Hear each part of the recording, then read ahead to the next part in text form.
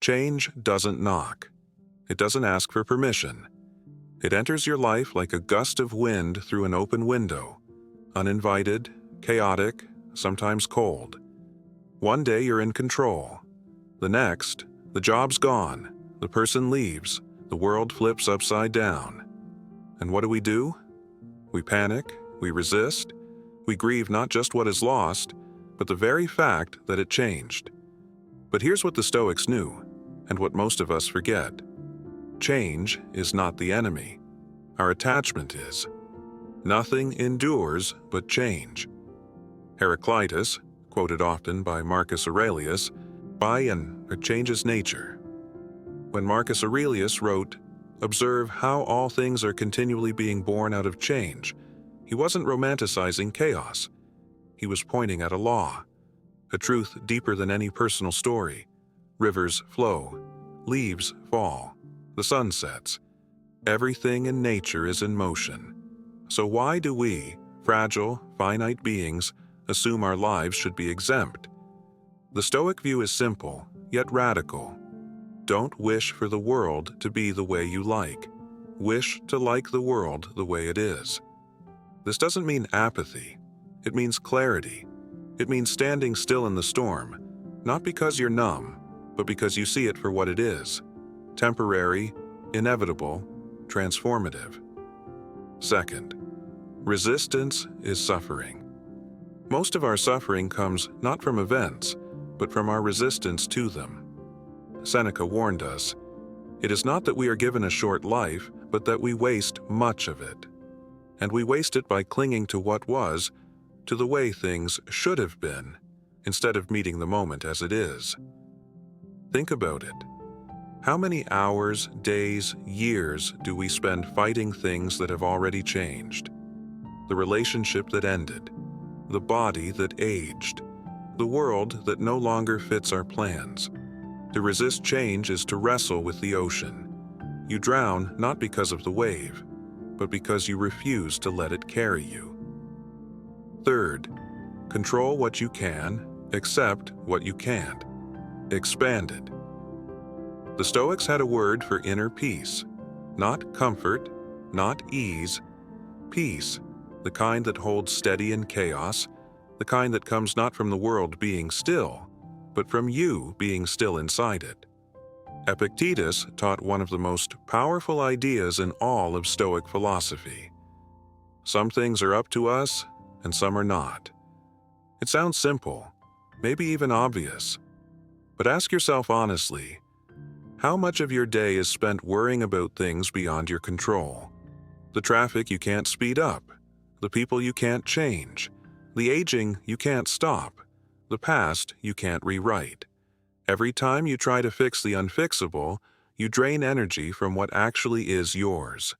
Your attitude, your focus, your effort, your choices in this moment. The Stoics didn't say, do nothing. They said, do what you can, and don't torment yourself over the rest. Marcus Aurelius ruled an empire. He faced war, betrayal, loss, and still he wrote, "You have power over your mind, not outside events. Realize this, and you will find strength." He was not immune to pain. He simply refused to add suffering on top of it. So the next time something shakes your life, a breakup, a diagnosis, a missed opportunity, pause. Ask, is this within my control? If yes, act. If no, accept. Both are powerful, but only one leads to peace. Fourth, reframe or be reframed. You don't choose what happens to you, but you always choose what it means. This is where Stoicism becomes not just a philosophy, but a superpower. Because the story you tell yourself about an event can either imprison you or set you free. The mind adapts and converts to its own purposes the obstacle to our acting. The impediment to action advances action. What stands in the way becomes the way. Marcus Aurelius. It's not just a quote, it's a tool, a lens you can look through every single day. Let's say you lose something important, a job, a partner, a dream. One version of the story says, "This is the worst thing that could have happened to me." And so you suffer, not just from the loss, but from the narrative of ruin and unfairness you build around it. But another version says, "This is an opening. I may not see it yet, but this break, this space, is where something new begins." Same event, different interpretation, different life. This is the Stoic art of reframing. Seneca, in his letters, often reminded Lucilius, "A setback is nothing but preparation in disguise. You are being shaped." So ask yourself, can this pain make me more compassionate? Can this failure sharpen my skill? Can this delay protect me from rushing the wrong direction? Life will not ask you if you're ready. It will just change. It will just happen. And in those moments, your task is not to freeze the frame, but to reframe it. To say, "This may not be what I wanted, but it might be exactly what I needed." This is not false positivity. This is discipline. Discipline over your perception.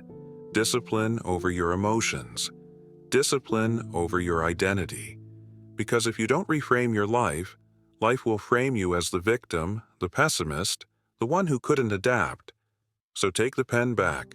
Rewrite the story, not with fantasy, but with meaning. The meaning you choose to give it. V. Let go. Let flow. Letting go sounds passive, weak, defeated. But in truth, it's one of the most powerful acts of the Stoic mind. To let go is not to surrender to chaos. It's to stop clinging to illusions. The illusion of control. The illusion of permanence. The illusion that life owes us anything at all. Don't demand that things happen as you wish, but wish them to happen as they do. And your life will go smoothly. Epictetus. Letting go doesn't mean you don't care. It means you stop needing things to go your way in order to feel peace. You stop anchoring your worth to outcomes. You stop tying your happiness to things that are built to dissolve. Because everything you love will change. The people, the places, even your own body.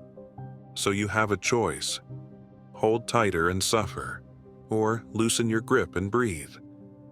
There's an old metaphor the Stoics would have loved. Imagine holding a rope tied to a boat drifting downriver. If you cling to it, the current will drag and burn your hands. But if you let go, you don't drown. You float. You find your own current. We often say, "Go with the flow," but few understand what that really means. It doesn't mean giving up your agency. It means aligning with nature, with what is, rather than what you wish it were. Marcus Aurelius said, "The universe is change. Our life is what our thoughts make of it." So when the moment comes, and it will, when life shifts and the door closes and the ground trembles and nothing feels familiar anymore, pause. Feel the fear, but don't act from it. Feel the pain, but don't worship it. Then ask, "What is this moment asking of me?" And let that be your compass. Letting go is not erasure. It's transformation. You don't forget the person you lost, but you stop building your future around their shadow. You don't deny the dream that collapsed, but you begin again, with clearer eyes. You don't erase the pain, but you stop letting it write your story. There's a deeper strength in acceptance than in any resistance. And the Stoics knew, when you no longer need the world to obey your will, you become free to meet it as it is. So let go. Let go of what you thought life should look like. Let go of needing closure, validation, certainty. Let go. And something incredible happens. You begin to flow. You stop being the rigid branch snapped by every storm and become the water that moves around the stone, that carves its own path without force, without fear. Let it go. Let it change. Let it shape you. Not into someone bitter, but into someone unbreakable.